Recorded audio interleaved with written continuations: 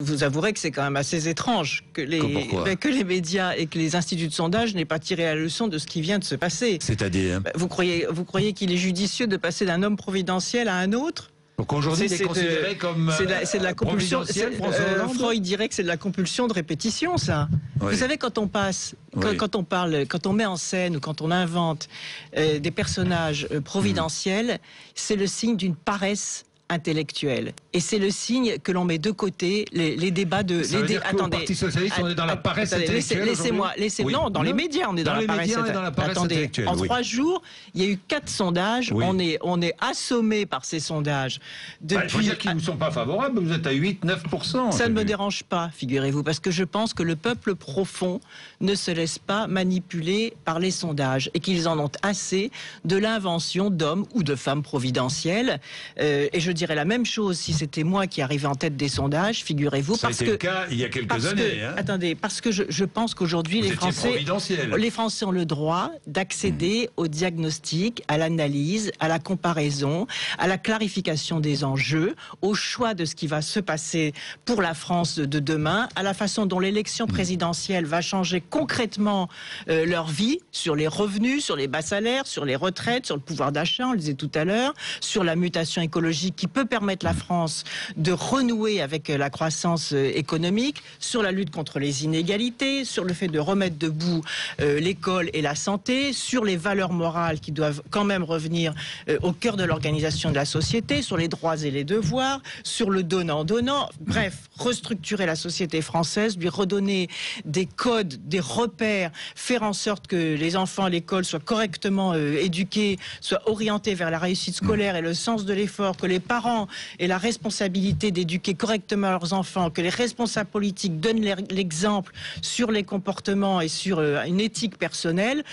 Honnêtement, je pense qu'il y a tellement de travail à faire et de sujets sur lesquels nous devons débattre que nous en avons assez de cette accumulation de sondages qui remplace le débat politique. Moi, je n'accepte pas cela et je continuerai de toutes mes forces en étant engagé sur le terrain, comme on l'a vu tout à l'heure, par exemple auprès des agriculteurs. Je serai à Toulouse dimanche. J'étais en Lorraine récemment où j'ai donné la parole à des salariés en grève, notamment une femme qui est mère de famille qui gagne 980 € par mois. 980 € par mois en travaillant parce qu'on lui retire de sa paye les tickets restaurants. Elle a 100 km à faire par jour, donc elle met déjà une partie de son salaire dans son réservoir.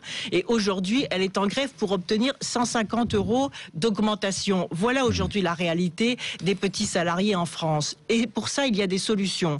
Car la question que se posent les Français, c'est de savoir si la politique sert encore à quelque chose. Moi, je voudrais dire à vos auditeurs que oui, la politique sert encore à quelque chose, que nous avons une marge de manœuvre. Vous pensez que la politique a été abîmée par l'affaire Strauss-Kahn? Mais pas seulement par cette affaire. La politique, elle est abîmée par l'affaire Mediator. Regardez, il n'y a toujours pas de justice dans cette affaire. Il y a des malades qui sont morts d'un médicament. Il y a monsieur Servier qui est en connivence avec le pouvoir, qui n'est toujours pas jugé.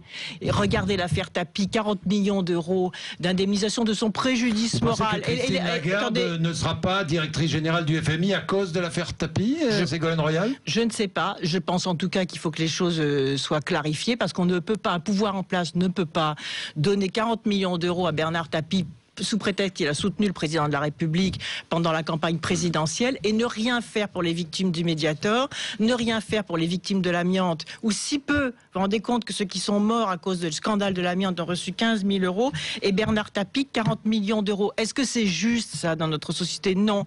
Avec Nicolas Sarkozy, les riches sont toujours plus riches, les moyens s'appauvrissent et les petits salariés, les petits retraités sont tirés vers la pauvreté. Est-ce qu'il y a une autre façon de distribuer les richesses? Oui, il y a une autre façon de distribuer, parce que le gâteau de la production en période de crise diminue, c'est vrai. Mais qu'est-ce qu'on voit aujourd'hui? C'est que la part des riches, elle ne diminue pas, elle augmente. Pourquoi? Parce qu'ils ne veulent pas lâcher leur part. Donc du coup, les moyens et les petits, eux, sont tirés vers le bas et perdent en niveau de vie, en pouvoir d'achat. Eh bien, moi, je veux, et c'est le sens de mon engagement dans la campagne présidentielle, que l'élection présidentielle change concrètement en améliorant la vie des gens. Il y a une certaine connivence, ça c'est vrai, mais il faut trouver un juste équilibre. Vous savez, c'est comme tout le reste, il faut des règles et s'y tenir. à la fois les politiques sont vulnérables, sont exposés, sont pourchassés par les paparazzis, etc. Et ça, c'est inacceptable. Donc il faut respecter les règles et respecter la vie privée. Et en revanche, dans le système... sont très heureux quand Paris Match fait leur une ou sa une avec un responsable politique. Non, franchement, parce que je pense que les Français, je pense que la publication ou la publication de photos privées dégrade la vie politique. Et donc c'est pas du tout recherché. En revanche, peut-être que le système anglo-saxon est quand même très très excessif, parce que là vraiment ça va fouiller dans la vie des gens, et ça je crois que c'est pas acceptable. Donc c'est comme dans les autres domaines, il faut un juste équilibre entre la lutte contre l'hypocrisie. C'est vrai que c'est quelqu'un qui va mettre en avant ou mettre en scène sa vie de famille et qui d'un autre côté se comporte fort mal ou ne respecte ni sa femme ni ses enfants. À ce moment-là, dans le système anglo-saxon, il y a une règle comme quoi c'est mis sur la place publique. En France, c'est vrai qu'il y a une vous avez parlé du comportement de Dominique Strauss-Kahn ou pas, Ségolène Royal? Je ne veux pas revenir là-dessus, je crois que nous en avons assez parlé. Bon, alors moi j'ai une autre question à vous poser. Est-ce que vous accepteriez, dans le cadre des primaires, un face-à-face avec François Hollande? François Hollande est un terrain politique. Est un responsable politique, donc il a parfaitement le droit d'être candidat. Dans le cadre des primaires socialistes, est-ce que vous accepteriez un face-à-face télévisé avec François Hollande? Pourquoi me posez-vous cette question? Non, je vous pose cette question parce que j'envisage de l'organiser, sur un terrain purement politique. Mais le fait même que vous me posiez cette question pose question, si j'ose dire. Mais pourquoi me posez-vous? Je pose la question parce que ça me paraît très intéressant. Mais de même que j'accepterai avec Martine Aubry, de même que j'accepterai avec... Alors il n'y a pas de débat. Si, parce que ce que vous sous-entendez, c'est que le fait que j'ai été vécu avec lui m'empêcherait d'avoir une identité politique. Mais c'est pas un peu misogyne là ce que vous êtes en train de dire? Je vous pose la question, est-ce que vous accepteriez un débat avec François Hollande? Mais Monsieur Bourdin, nous sommes des responsables politiques.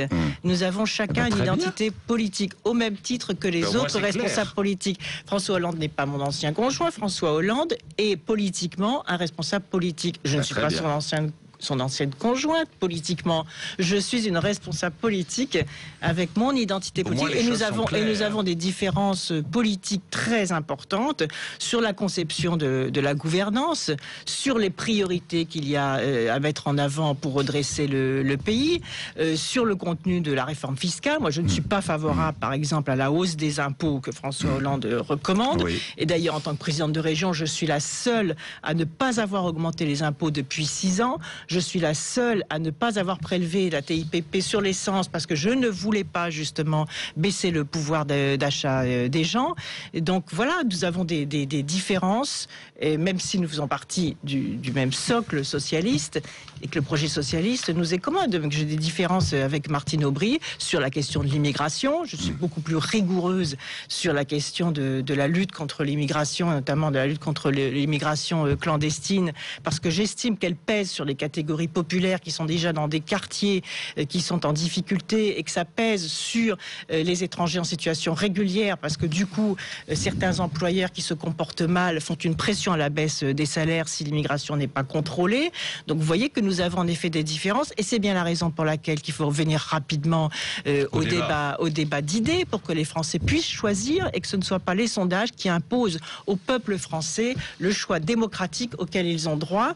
Et croyez-moi, je serai la garante de la qualité de ce débat. Vous savez, ça fait toujours, c'est toujours assez désagréable d'être obligé de réaffirmer, parce que les gens qui écoutent se disent mais qu'est-ce qu'il a fait avancer, pourquoi est-ce qu'elle est encore là, etc. Je vais vous dire, moi, j'ai donné une parole. Je ne veux absolument pas lâcher ceux qui m'ont fait confiance et qui continuent à me faire confiance. Je me déplace dans toute la France, je suis enracinée sur le territoire, partout les salles sont combles, j'ai une capacité d'écoute, et je veux être la porte-parole de ceux justement qui n'ont pas la parole et qui n'arrivent pas à se faire entendre.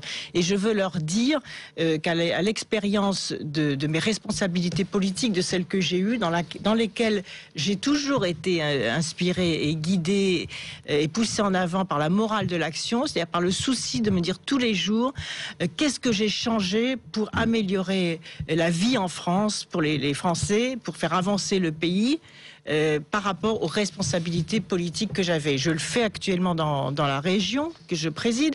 Et par exemple, c'est dans le projet des socialistes, il y a une proposition sur la création d'une banque publique pour aider les petites et moyennes entreprises. C'est parce que je sais que c'est efficace et que je l'ai expérimenté dans la région et que dans cette mutation écologique que j'évoquais tout à l'heure, dans les filières d'innovation, il y a du potentiel de création d'activités et d'emplois pour peu que les banques fassent leur travail.